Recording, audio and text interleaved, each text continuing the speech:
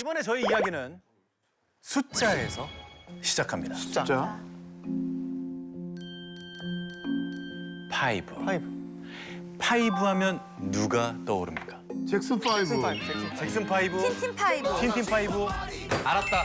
뭐예요, 뭐예요? 넘버 5 이거 주제면 너무 식상한데. 뭔데요? 향수잖아요. 맞습니다. 그렇습니다. 그래서 그러네. 저희는 그 디자이너 가브리엘 샤넬의 이야기를. 솔깃하다. 야, 이거 오픈런 하는 거 아닙니까? 이수지 씨 지금 솔깃하죠? 큰일 났네. 네. 재성 씨가 이거를 알고 계시네요, 그래도.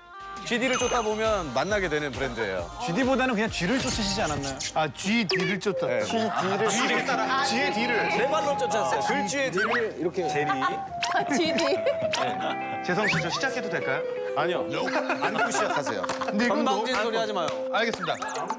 가보죠. 1888년 프랑스 남서부 소미르에서 태어난 가브리엘 샤넬은 12살에 모친이 사망하고 아버지에게 버려져 고아원에서 자랐다고 합니다. 그곳에서 바느질을 배우며 이 패션에 대한 꿈을 키운 가브리엘 샤넬은요, 디자이너가 되기 전에 아르바이트를 했었는데요. 자, 과연 어떤 아르바이트를 했었을까요? 이게 1888년이면 산업혁명이 한참 일어나서 말이죠. 밤무대 가수였습니다. 대박. 상상도 못하지요. 노래 불렀구나. 오, 반전이다. 반전이다. 근데 그곳에서 노래를 부르다가 한 남자를 만나게 됩니다. 섬유 회사의 상속자였던 에티앵느 발장. 섬유 회사. 네, 그와 함께 파리로 향하게 됩니다.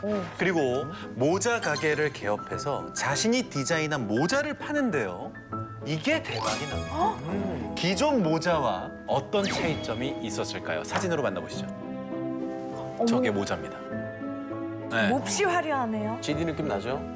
우리가 영화에서 많이 보던 챙이 넓고 새 깃털로 장식된 저 모자. 진짜 공작새 같아요. 그렇죠. 근데 보기에는 화려하지만 이게 문제점이 많았어요.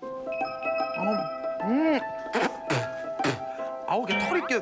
발등에 다 들어갔구나. 입에 들어갔구나. 맞습니다. 털이 자꾸 빠졌어요. 탈모였구나. 그래서 가브리엘 샤넬은 이 점을 노렸습니다. 네.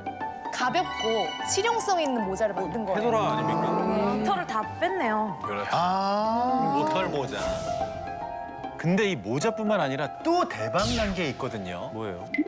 무려 1920년에 만든 옷이라는 사실을 잊지 마시길 바라면서 보시죠. 그래요. 와, 대박이다. 혁명이다, 혁명. 정확하게 맞추셨습니다. 와, 요즘에 이렇게 입어도 그쵸? 그럼. 진짜 요즘 스타일 같다. 과감하게 드레스를 벗어 던지고 바지를 입게 합니다. 대박이다, 이거. 이 여성분들에게 몸에 편안함을 준과 동시에 자유를 준 것이죠. 이게 당시에는 굉장히 파격적이에요. 아니, 파격적이지. 네. 자, 이 이후 가브리엘 샤넬은 그 자체가 브랜드가 됩니다. 와, 대박이다. 그리고 그 유명한 잠옷을 만드는데요. 네. 가브리엘 샤넬의 잠옷을 입은 스타 누군지 아십니까? 마릴린 monroe. 당대 최고 스타였으니까. 그렇지. 정확했습니다. 네. 그때 기자가 이렇게 질문을 했다고 합니다. 마릴린 먼로 씨, 주로 어떤 잠옷을 입고 자나요? 뭐 파자마? 아니면 뭐 나이트 가운? 저는 5번 향수 몇 방울만 걸치고 자죠. 아, 이거 유명하잖아요. 향수를 걸치고 잔다는 표현이 예술이다. 굉장히 유명한 얘기죠. 네. 이 인터뷰 이후 불티나게 팔려나간 5번 향수, 모자, 가방, 옷, 향수까지 아주 토탈적으로 패션 혁명을 일으킨 가브리엘 샤넬은 사교계의 거물이 됩니다. 이때 그의 친구들 얼마나 대단한 분들인지 제가 지금 소개해드릴게요. 피카소? 우리가 아는 그 피카소. 달리. 달리. 이고르 스트라빈스키. 윈스턴 처칠 또 처칠. 와, 또 나왔어. 유럽의 유명인들은 전부 가브리엘 샤넬의 와, 인맥이 된 대박. 거죠. 와, 대박이다. 그러던 그녀가 1944년 파리를 버리고 쫓기듯이 스위스로 망명을 하게 됩니다. 왜? 왜 갑자기 스위스로 망명을 한 걸까요? 이미 프랑스에서는 가브리엘 샤넬이 너무 명성이 자자한 거야. 그래서 스위스에서 우리랑 같이 일하자. 스카웃. 스카우트 얘기가 망명이 아니라 이번에 한번 시계를 만들어 보자. 맞다. 체인점을 스위스에 개설을 하는 거죠. 시간에서. 야, 바보야. 왜냐면 전쟁이라서 딴 데 기술할 아니, 수 없다. 바보야. 아, 우리가 그걸 놓쳤다. 가브리엘이 뭐야? 가브리엘 천사. 유대인 출신인가 보다. 오, 야, 그래서 가브리엘 샤넬이 와 진짜 독일을 피해서. 이거 정답이다. 피해서 갔나 보다. 정답이죠? 아니 엉망진창이었고. 근데 좀 약간 저 마지막은 좀 놀라웠어요. 이 프로에 가장 어울리는 합리적이었어요. 자, 바로 이 문서에 힌트가 있습니다. 무슨 문서예요? 자, 2016년 프랑스에서 2차 세계대전 당시 나치의 기밀 문서들이 공개가 됐는데요. 이 문서엔 말이죠. 웨스트민스터에 관한 정보가 들어 있었습니다. 웨스트민스터. 그렇다면 웨스트민스터는 뭘까요? 웨스터민스터? 나치 독일 공작원의 암호명입니다. 뭔 암호야? 요원번호 F71242인 이 사람 바로 가브리엘 샤넬이었습니다. 또 첩자야? 첩자네. 야, 잠시만. 나치 첩자라고? 나치의 첩자네. 진짜로요? 대박이죠. 놀랍게도 가브리엘 샤넬은 나치의 스파이였던 겁니다. 이게 팩트예요?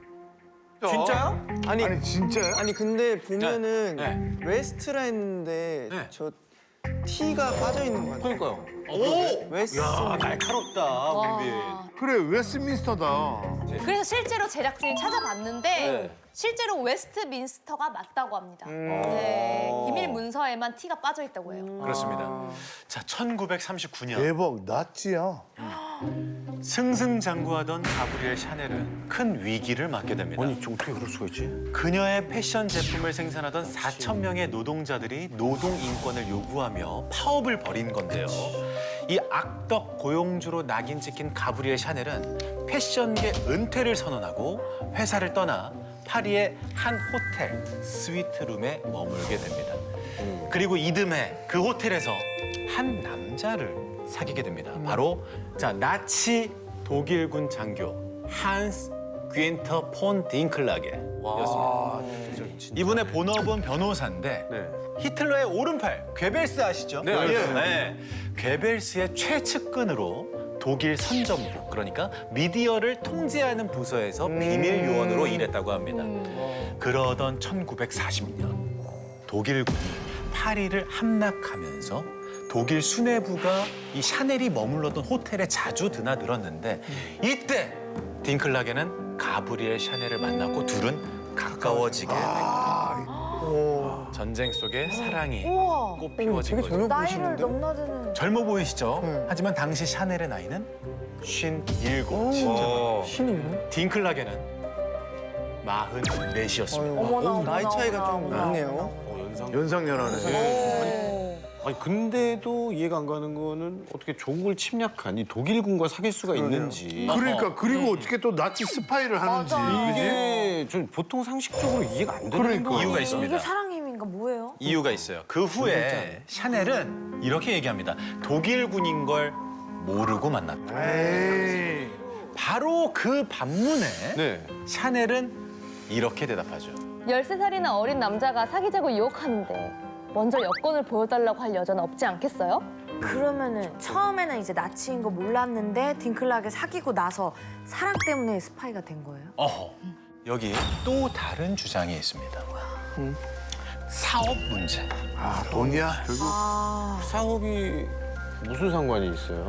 아까 말했던 마릴린 먼로의 최애 향수, 5번 향수. 네. 이 향수는요. 피에르 베르트하이머라는 사업가와 동업으로 생산을 했는데 향수를 개발하고 자신의 이름까지 붙여서 판매한 이 가브리엘 샤넬에게 수익금이 얼마나 떨어졌느냐. 중요하죠. 고작 10%였다고 합니다. 박하다. 너무 짠데요? 너무 자기 이름이 박하다. 걸려 있는데 반면 이 제조 공장을 운영하는 베르트하이머의 지분은 무려 70%랍니다. 악덕이었구나. 네. 즉 정리해 보면 마릴린 먼로가 온몸에 향수를 뿌리고 자도 샤넬의 몫은 그냥 발가락 정도에 불과했던 것뿐이죠. 그런데 이 베르트하이머가 유대인이었거든요. 네. 그래서 딩클라게에게 유대인에게 빼앗긴 향수 지분을 찾게 해달라고 요청했던 겁니다. 야, 그렇게 되면 이렇게 이제 알고 있었더라는 거네. 그러네. 독일군 장교란 걸 알고 있었다. 그러네. 이용한 거네. 사랑이야. 그렇게 둘의 딜은 성사가 됐고 결국 프랑스의 패션 디자이너 가브리엘 샤넬은 나치의 스파이 웨스트민스터가 되고 맙니다. 아이고. 자, 그리고 나서 이 웨스트민스터에게 임무가 부여되는데요. 작전명 모델 헛. 이 모델헛 작전의 대상자가 바로 이 사람이었습니다. 사람이야. 누군 사진 보시죠. 처칠! 처칠인데? 전쟁에서 불리해진 독일은 그녀에게 처칠을 만나서 영국이 독일과 휴전하도록 설득하라고 이야기합니다. 하지만 실패하고 말죠. 처칠이 공과 사를 구분하는 철벽남이라서 거절을 했는지 또는 가브리엘 샤넬이 아예 전달을 하지 않았는지 그건 밝혀지지 않았습니다. 하지만 2014년 프랑스에서 공개된 기밀 문서에 따르면요. 샤넬은 스페인에서 나치를 위해 계속해서 일을 했다고 합니다. 그러던 1945년 독일이 패망하고 말죠. 그러자 프랑스 국민들은 독일 장교들과 어울렸던 이 가브리엘 샤넬을 매국노로 매도했고 당연하지. 그렇지. 그녀는 전범 재판에 서야 하는 위기를 맞는데요. 그러자 그녀는 황급히 스위스 망명길에 오릅니다. 명이었구나. 그래서 망명길에. 그런데 이때 프랑스와 스위스 정부를 설득하며 가브리엘 샤넬의 망명을 도와준 사람이 있었다고 하는데요. 네. 우리 아는 사람입니까? 처칠이 아니야? 또 처칠이야? 맞췄다고 지금 부의하고 계시죠? 그렇습니다. 처칠이었습니다. 네. 야, 근데 네. 희한하지 않아요? 전범 재판을 직접 열어도 될까 말까인데 오히려 도와줬단 말이에요. 이건 뭐 바보라고 해야 되는지 찐친이라고 해야 되는지. 찐친인가? 그 일각에서는 가브리엘 샤넬이 워낙 영국의 고위층들이랑 친해서 치부와 약점을 다 알고 있기 때문에 어쩔 수 없이 도와줬다는 그런 설이 뭔가 있습니다. 비밀을 가브리엘 샤넬이 쥐고 있는 게 있을 수도 있겠네요. 카드가 네. 있으니까. 자, 그러던 1971년 가브리엘 샤넬은 88배 나이로 사망하는데요. 하지만 이 조국 프랑스는 가브리엘 샤넬은 절대 프랑스에 묻힐 수 없다! 라며 거부했고 결국 그녀는 망명 생활을 했던 스위스 로잔에 묻히고 맙니다. 자, 이상 위대한 디자이너였으나 국가의 배신자로 조국에 묻히지 못한 가브리엘 샤넬의 은밀한 이야기였습니다.